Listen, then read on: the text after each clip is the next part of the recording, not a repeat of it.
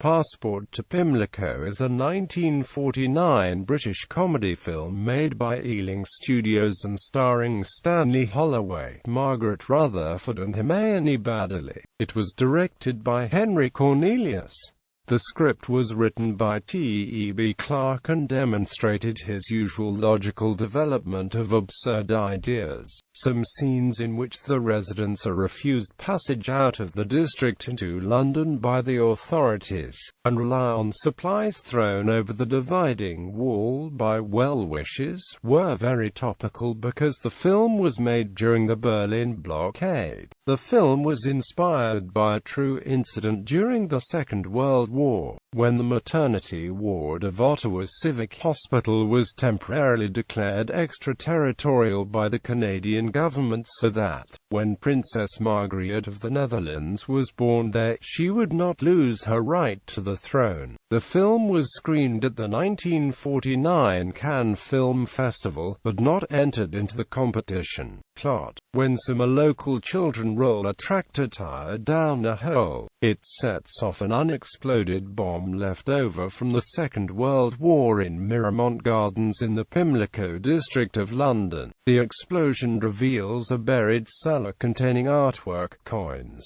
jewelry and an ancient parchment document. Professor Hatton-Jones authenticates it as a royal charter of Edward IV that ceded the house and its estates to Charles VII, the last Duke of Burgundy, when he sought refuge several centuries ago after being presumed dead at the Battle of Nancy. As the charter had never been revoked, Pimlico is legally part of Burgundy.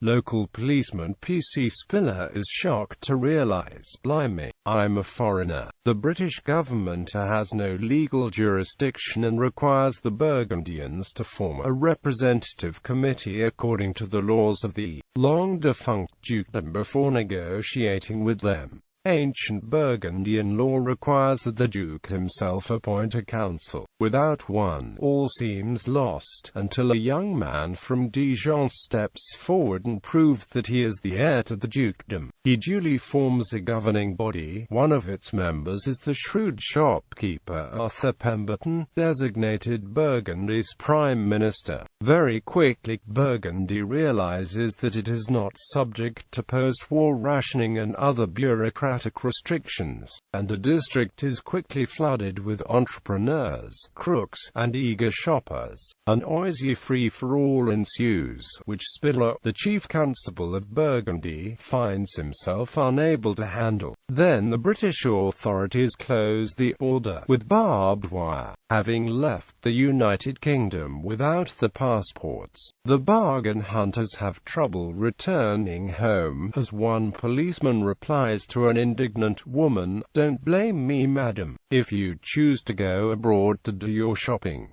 The Burgundians decide that two can play this game and stop an underground train dead in its tracks. "The train is now at the Burgundy frontier," explains an agent of the newly formed Customs and Excise Department. They proceed to ask the passengers if they have anything to declare. The infuriated British government retaliates by breaking off negotiations. Burgundy is cut off, like the western sectors of post-war Berlin, and the residents are invited to emigrate to England. But the Burgundians are a fighting people, and, though the children are evacuated, the adults stand fast.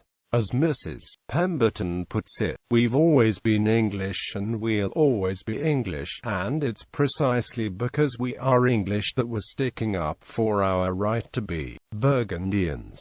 Pimlico is cut off from electricity, food and water. The water problem is solved by covert raid late one night, refilling the reservoir with hoses attached to the nearest fire hydrant on the British side of the border. Unfortunately, the food supply is spoiled when the cellar where it is being stored becomes flooded, and it appears that the Burgundians have beaten. Just in time, 3 Burgundian youngsters learn about this crisis and toss food across the border, setting an example for sympathetic Londoners. They begin throwing food parcels across the barrier in an improvised airlift, echoing the one that ended the Berlin blockade. Soon, others get into the act. A helicopter drops a hose to deliver milk. Even swine are parachuted in.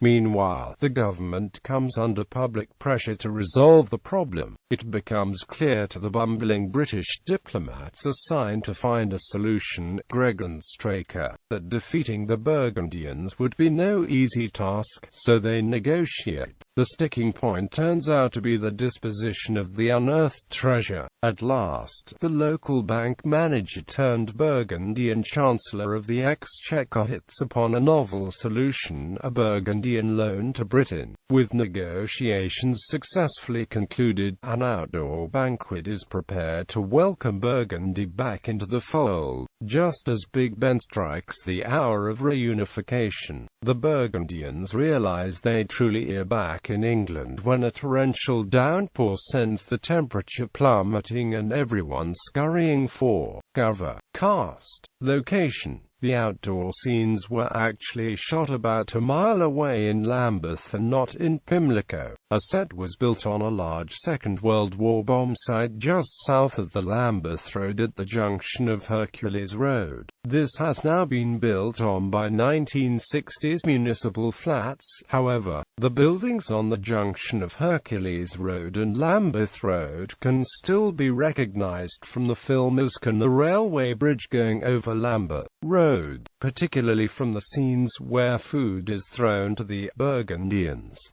Radio adaptation. A BBC Radio 4 adaptation was broadcast on the 20th of January 1996. Legacy. The film inspired the Swedish radio show Mosback Monarchy, particularly through its basic premise that a small part of the nation's capital is suddenly found to be a separate microstate. A similar plot was the basis of the German film Die Dobrau Kreis that depicted a fictional East German town joining West Germany. Many problems that eventually plagued the actual reunification 20 years later were accurately predicted in the film.